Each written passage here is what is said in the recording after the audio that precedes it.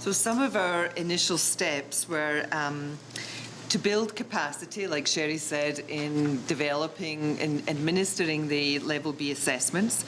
And then we had capacity building sessions for our learning coaches. And those were professional learning opportunities. We had 8 in the year, 8 full days in the year. The sessions were open to school administrators. And this year, for the last hour of it, the administrators are expected to come and be part of that. It's a partnership time. And it's really important because we've found out that one of the biggest things that you have to have is support of the administrator for the learning coach role. So when they come to those sessions, we try to tailor the last hour of the capacity building session to what you need to take back to your teachers at the staff meetings or in the classrooms or in the staff room when you're talking. I am here today representing the Calgary Regional Consortium, as in the past year we have embarked upon significant work in the whole area of instructional coaching. This has been undertaken as a response from local and to local educational leaders, some of whom are called learning leaders, some are called curriculum and instructional leaders, some are called learning coaches, some are AC leaders, some are classroom-based teachers, school administrators, and so on.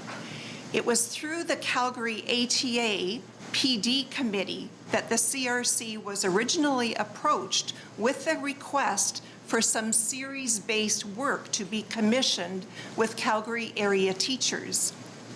These educational leaders were and are trying to be responsive to the call for learning coaches within the province of Alberta.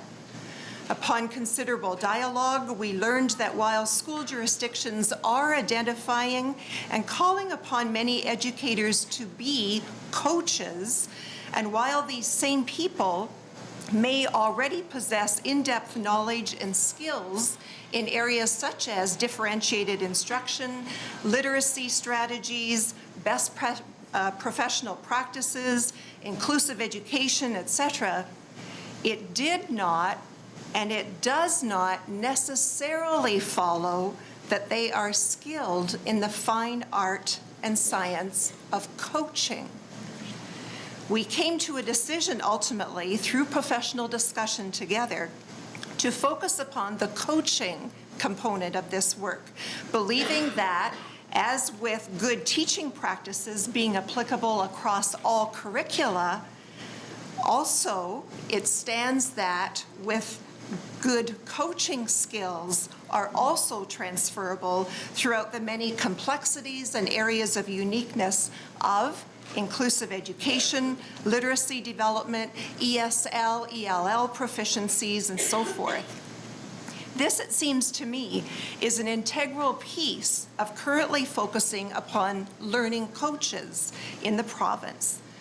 Coaching skills are intentionally learned, then applied to diverse areas that we are called upon to address. Without this intentional commitment to the development of coaching skills, I fear that our best intentions for learning coaches may well be lost. Through the initial partnership and collaboration with the Calgary ATA PD committee, Millie Rouse and I custom designed a 5-part evening series, or a 2.5-day equivalency, in which we drew upon the points of convergence between Jim Knight's instructional coaching work from over the past several decades, and also Garmston and Costa's work in cognitive coaching. In our humble opinion, and it is humble, we have identified the main points of commonalities between these two well-researched modalities of coaching, taking seriously the following quote of Jim Knight. "Coaching is about relationships with teachers as much as it is about instruction. When assuming that fine educators can naturally and very automatically be highly skilled as relationship builders and maintain relationships when working with colleagues in the same building or in many different contexts, I believe that we are embracing a myth. These skills are a craft that involved a high level of awareness, commitment, and skills. Our conversations are beginning with our SST, our student services coordinators, with our administrators and our schools.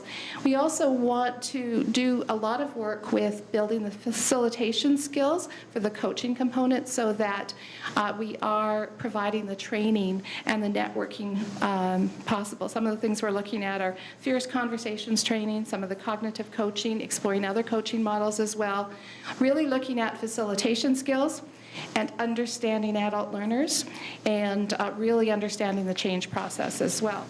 When we looked at the first draft that came out a while ago, our team of student services coordinators were actually very afraid. Many of them wanted to walk out of the room. They did not see themselves as being the expert of everything. So when this updated draft came out and we looked at it a week ago, the mood in the room had actually changed. It was all of a sudden, it was, oh, this is a little bit more doable. And part of that as well, too, is some of the things that we've done is we've invested some of our dollars from the Building Capacity Fund that just came out last June. And we looked at seconding 3.25 coordinators to help us get this model going and figure out what we want to do and help with some of the training as well. And so they led our coordinators through a process where we brainstormed what are we currently doing as student services coordinators in our schools. We took the draft role description of the learning coach, and then we created a Venn diagram. And the conversations that happened really helped us move forward.